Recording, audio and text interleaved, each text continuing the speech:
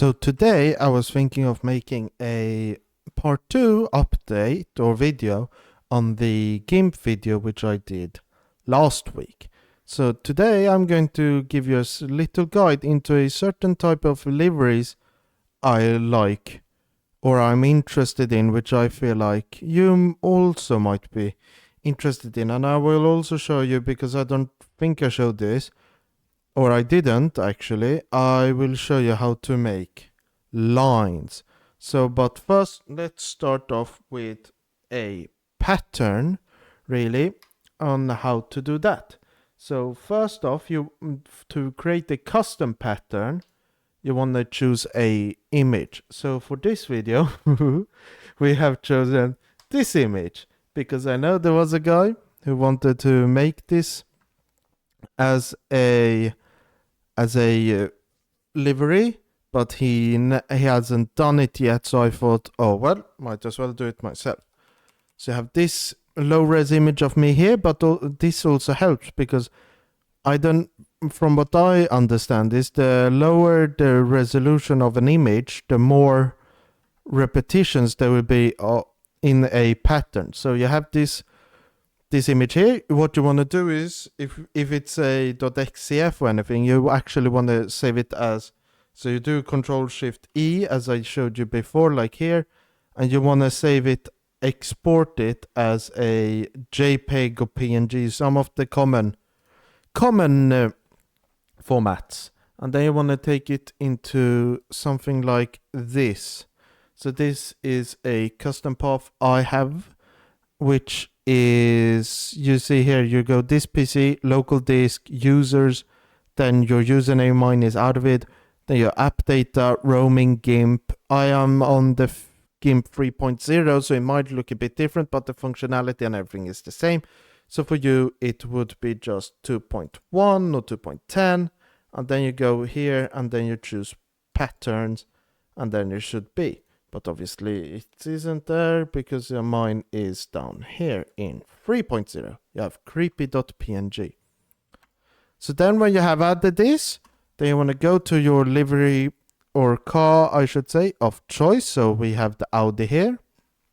And then what you want to do is, because also what the issue with this one might be is because the car, this is the front, and this one, my head is sort of the opposite direction. A good thing which might be good to do is if we go to here, we choose, where is it now? It's image.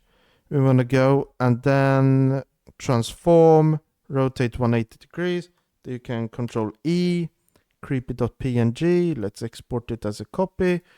Or another thing, replace it, automatic format, yada yada. I don't fully know all of these with GIMP, so just export it as that. So now it should be upside down. If we check the file, it doesn't show there, but yeah, so this is the image. And then what you want to do when you come into here is, let's say we want to do the whole car. So then you do Control A to select the whole car. Then you choose the bucket tool, which now is a gradient, but bucket fill. And then here you have a pattern fill. It's normally on foreground color, which is black for me. And then background is white here, and then pattern fill. And also something which I forgot to show, which I didn't show you in the last video, but I can show you now.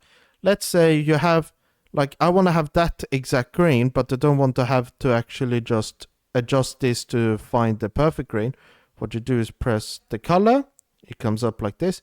You press this button here, then you go over the green you want. So here, the green, and then press, and then it finds the exact color of it. But now we want to do pattern fill. So let's choose a pattern. So we have my picture.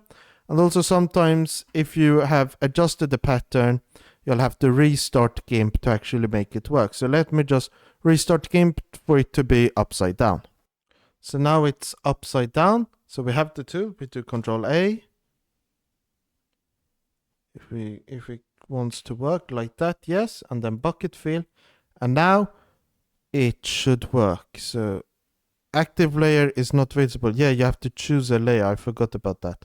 So we have to make a layer, and we can choose this as pattern. And now, if we just move it to, here, if we move the UV layer behind it and then choose fill. Now what has happened? Oh. Now, if we do it, it should work. Yes. So you see here, the car is full of little mini-me's. And there you have this. But let's say now, we want to only do a minor section of it. Let's say we just want to do this thing. I don't fully remember the name of it, but you know what I'm talking about.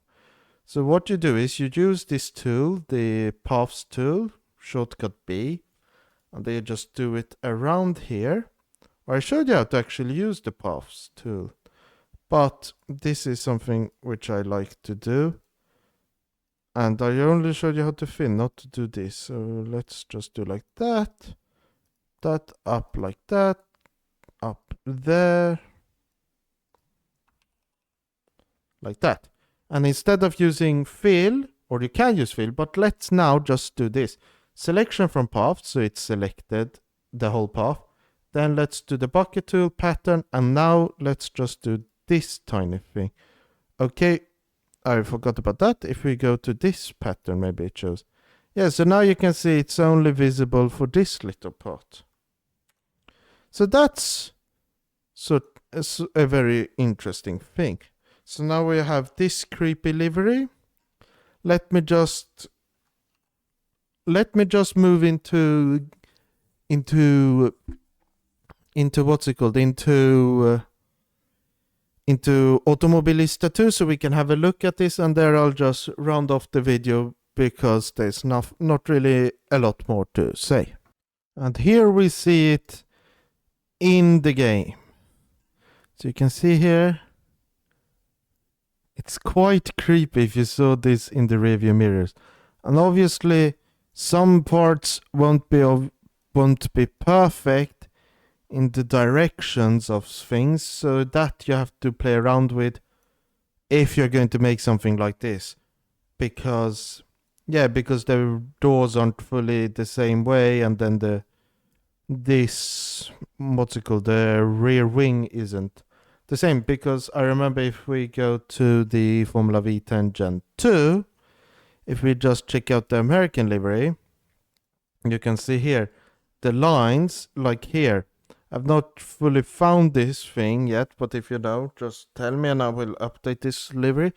But you can see here they go up, and I remember the front wing had a few issues, the rear wing too, where the lines went like that, as you can see, is roughly a bit there. But then I just cut those out. I cut them away and then redid the filling, and it worked. And that's also an easier way of making a livery like this, because then instead of having to just copy paste the file, like from this corner to this to here is the length, then to here and here, you just put it in as a pattern, and then it does everything by itself. So yeah, I feel like that was everything for this video. If there is anything GIMP related you might want to ask, then you can just do that. But obviously, whilst you're down there, please hit the like button and also subscribe. My next video, we'll have to see what it's on, because as of recording this, the beta recently got a public update. So maybe that update arrives before my next video, so I can make a video on that. Or if there's anything else you really want me to do, maybe like some guide of Daytona might be interesting, because that is the week of recording this. Maybe, I'm not so sure, but the week of uploading this, because the day of recording this on the Sunday, the week before, has been the end of the Daytona 24 virtual, where I saw Verstappen had a few issues, and then Jimmy Broadbent, I think, had a few issues, maybe not, I'm not so sure. But yeah, that's basically it. But Me and this face have one thing left to tell you. I've been Racy Lily, you've been my amazing viewers. Thank you for watching. Goodbye!